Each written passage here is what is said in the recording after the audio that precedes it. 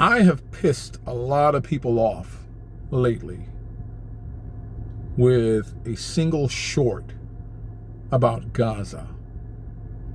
And that's why I want to talk today about Gaza. What have we silently and complicitly, as people that are part of this global economy and global brotherhood, what have we watched unfold over actually a long period of time, but as of late, how egregious and, I don't have a strong enough adjective, violently aggressive, legendarily so. What if we watched? What is it about this situation that makes most just be quiet, not talk about it, not say a single thing about it? There are a lot of factors involved. Religion is one. It's probably the biggest, especially here in the United States of America. Politics is another.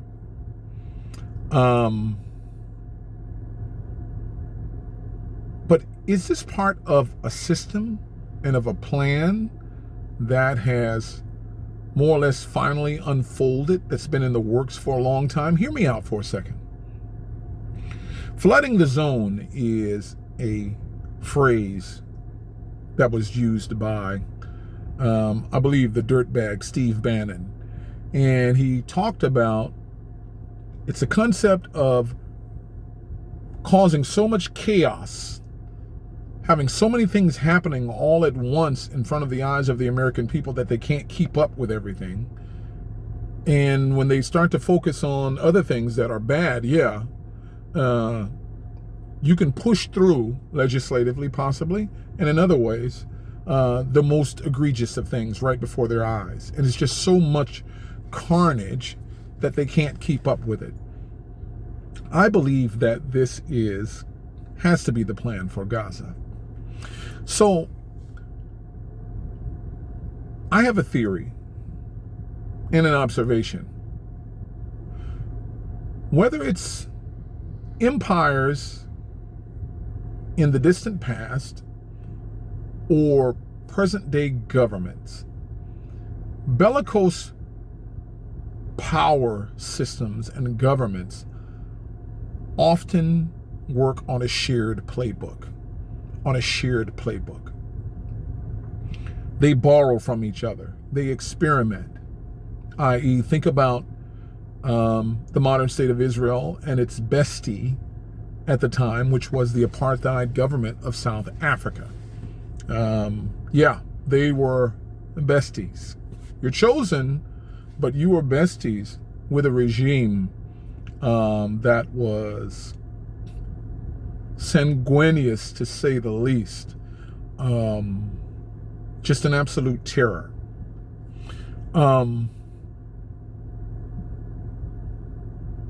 My thought is this: is Gaza a testing ground for something much darker, if you didn't think that were possible? A testing ground for something much darker, something much more malevolent and diabolical, and maybe even here in the United States. If you look at the destruction and devastation, where you bomb things to the point to where you bomb it, or bomb an area where, or to the point to there's nothing left standing, and then you bomb the debris. And when the debris is reduced to ash, you bomb the ash. And the world sits, and the world does this, and just watches. Think about, as reported by Israelis who are not cool with what's going on over there. 10-year-old kids kicking around soccer balls and snipers putting a bullet in their heads. These things have happened and are happening. Shooting people in the streets. I can't say citizens because the Palestinians are not considered citizens unless they are, I guess, through some formal whatever, they become a citizen of the modern state of Israel. So I don't know how to classify Palestinians. I look at them as the less desirable, not among the citizens, but of people that fall under the rule of the Israeli government. Is there a parallel between their treatment on a lighter scale and the treatment of the people of Puerto Rico, which is a U.S. territory, when they are devastated by storm? The response is lackluster and damn near nothing at all when they have no clean water to drink or no electrical power. Now, I say that at the same time while bringing to mind the poisoning of the water in Flint, Michigan, and how that response went and or is still going. I look at Gary, Indiana right now with no electrical power in the richest country in the world, in the smartest country in the world, and a big area that's predominantly black has no power in 2026 here in the United States of America. I do believe that tyrannical, bellicose power systems and or governments do operate from a common playbook. Another parallel here in the United States of America. Citizens are executed functionally. They are executed in the streets by people who are frivolously giving the titles officer. We had an instance here in Northern California with the Alameda County Sheriff's Department, who had, I believe, more than 50 sheriffs out on the streets that had to be pulled off of the streets because it was found out later on that every single one of them failed their psychiatric evaluation. As someone who served this country in the military, I can tell you that I know of a lot of people who obviously went in to the service as damaged goods. And they became even more damaged through various campaigns, dealing with people who they considered not really worthy to be called people or least tolerated. And they were able to get some live action, if you know what I mean, when it came to those people and bringing freedom. And then they came back home in Oklahoma, Idaho, Nebraska, to the cornfields and couldn't find anything to do. And the local cities and states said, oh, yeah, I know your dad, I know your grandpa, yada, yada, yada. Here's a badge and a gun. You can be a cop. Now, these 50 officers that I mentioned to you with the Alameda County Sheriff's Department ended up being pulled off the streets. But they had been out there for so long. And one of them, if I'm not mistaken, I'm pretty sure I'm right about this, one of them had an infatuation for some woman, I believe in Livermore, not very far here from Oakland. And I believe he took the life of her husband and took her life, went into their homes and took them both out. Yeah, so we have a problem. We have a major problem. Now, of course, all of this flies in the face of the hypocrisy when people talk about officers as if they are beyond reproach and that they are the absolute epitome of righteousness and arbiters of justice, truth, in the American way. Everything except for wearing a cape. But none of that mattered on January 6th. when officers were beaten with flagpoles and had bear mace sprayed on them, and all of the other things that went down. So the common playbook between bellicose regimes. Look at Germany and what Germany did circa 1900 to 1904, I believe, when they went into Namibia.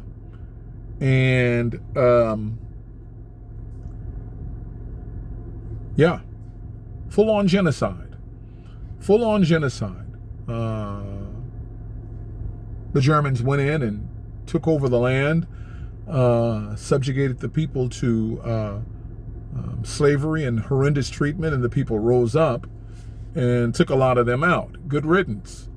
Hope you enjoyed the temperature where you are. And Germany responded by sending, I believe, a couple thousand soldiers in, and they plowed through the people, of course, subjected them to even worse treatment, torture, and death. And they made the surviving scant few people who were barely surviving the starvation and the thirst, they made them peel the flesh off of the skulls and the bones so that those skulls and bones could be sent back to Germany to be put under study in the museum, but under study in order to prove that white is greater than black. Yeah. And Zionism as a movement collaborated with Nazis. Is that a shock? Is that a shock? So I feel like this whole thing is testing the fences.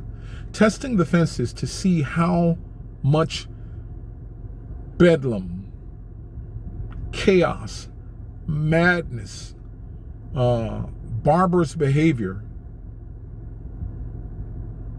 graphic, gory behavior can be done before somebody with pull and power in the world says, okay, enough. So far that hasn't happened, and unfortunately it hasn't come close to happening. And here we are. We have a people who are being systematically blasted into oblivion.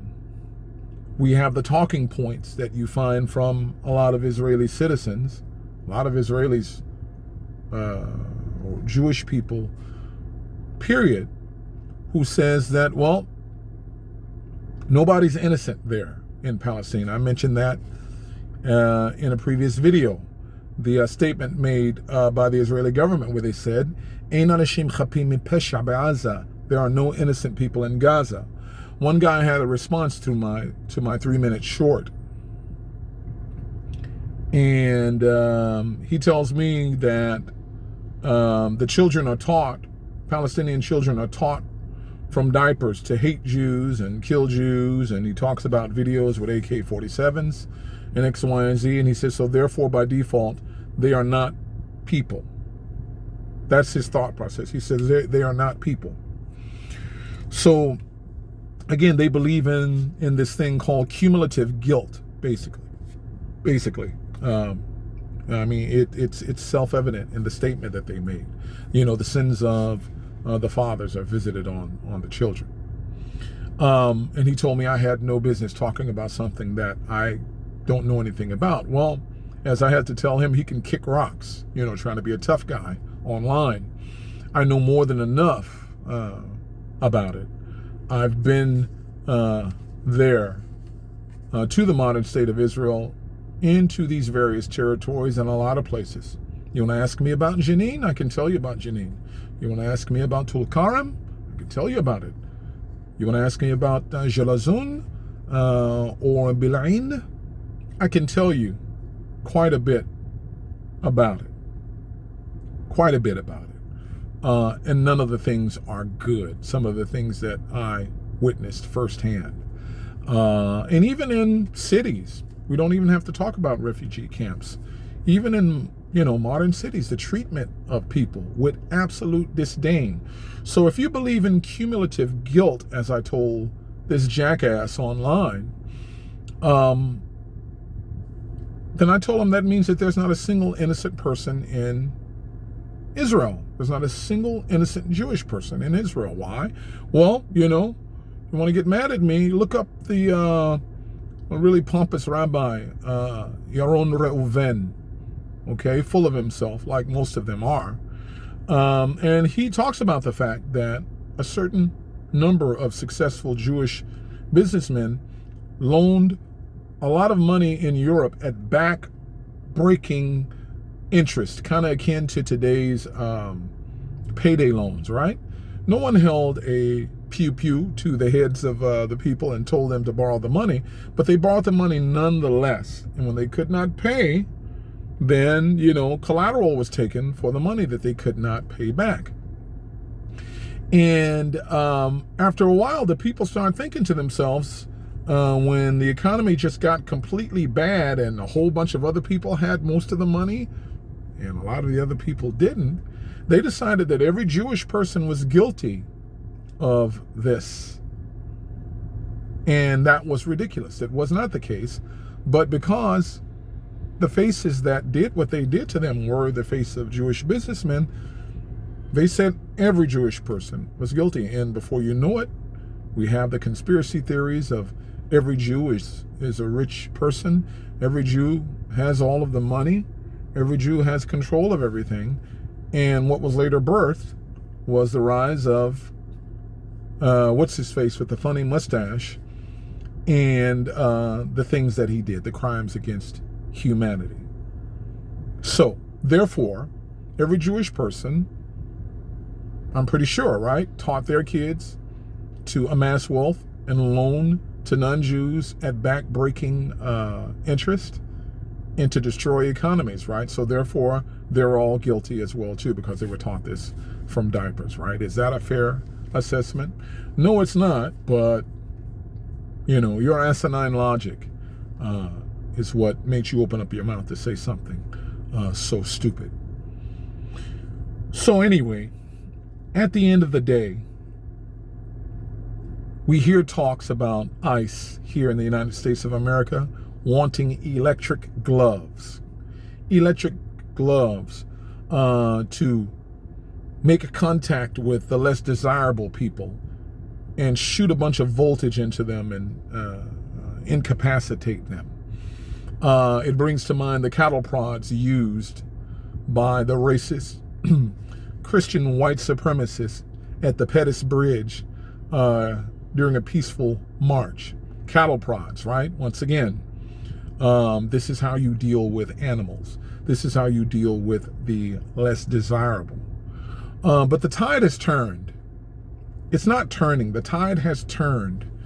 A new generation of people and critical thinkers are arising around the globe, and especially here in America. It might not always be for benevolent reasons. It could be guilt, it could be greed behind it.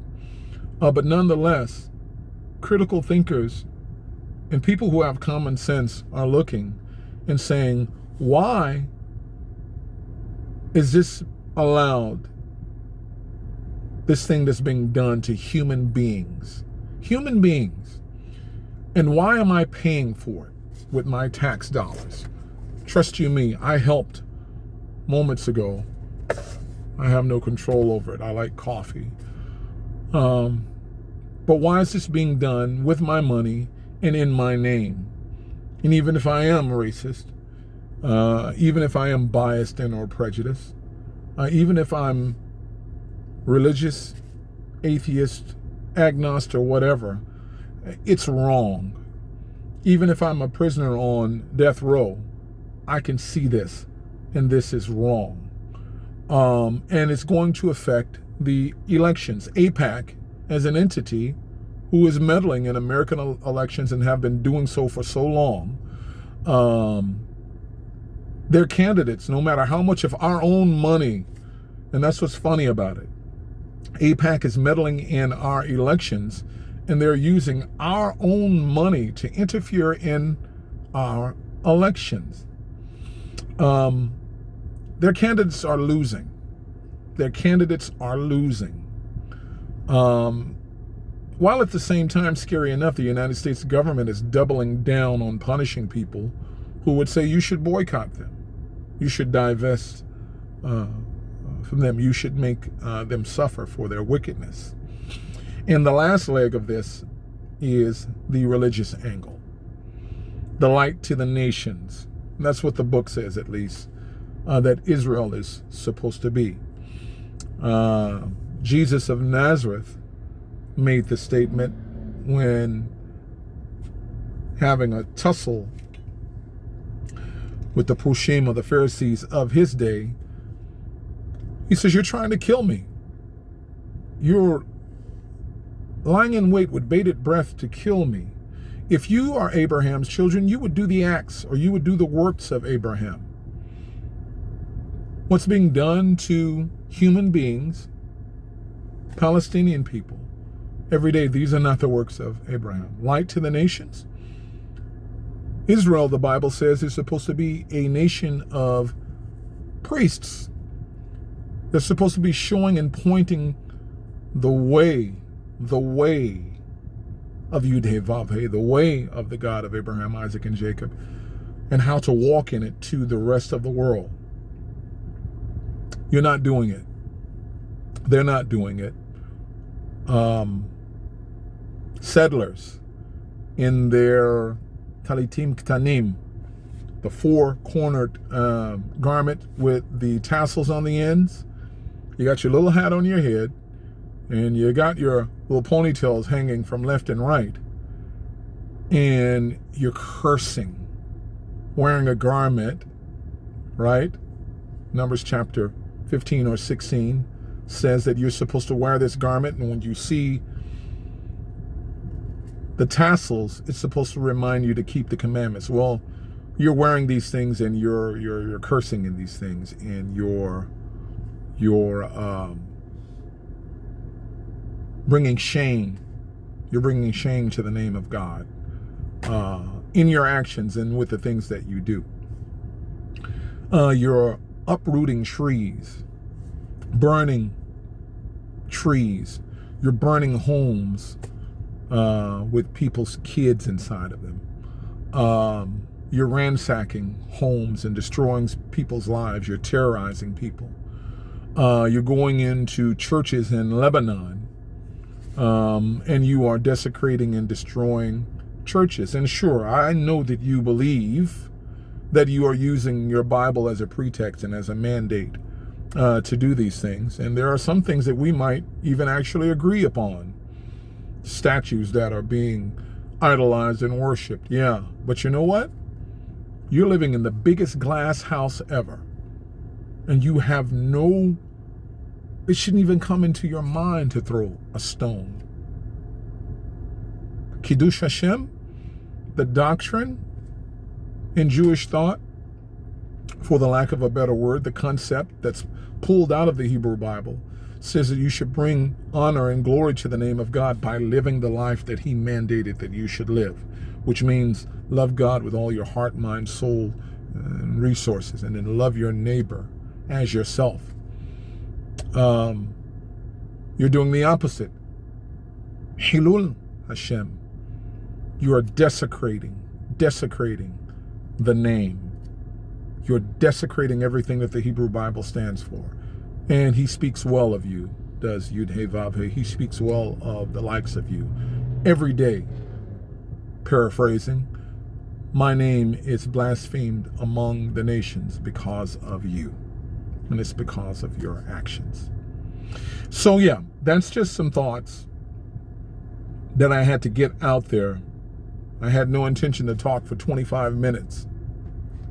But it's like this thing of bubbling up inside of me that's needed to go for some time and get out. I don't know how many people will see this or even be able to stay around long enough to hear. a greater bulk of it. But as long as someone can hear enough to say, what can I do? What can I say about this situation? Because you know what? First it's them. First it's people in Gaza. And then guess what? It's going to be right here. It's already like that in a lot of ways. They're just restrained by this problem with this piece of paper called the Constitution, which can be circumvented, obviously. You see how they interpret the Bible and apply it here in the United States. You see how they interpret and apply the Bible in modern day Israel. Same thing with that old piece of paper. They'll find a way around it. They're just testing and flooding the zone right now for shock value to see what they can get away with. And we need to be aware, and we need to prepare. Yeah, okay. All right, everyone. Take care of yourselves and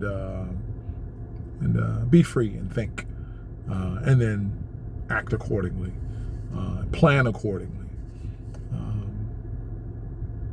You be the light. If those who claim to be chosen and those whom the world prop up as chosen are not light, then you be that light that the world needs. Okay. All right. Take care, everybody. I'll see you soon.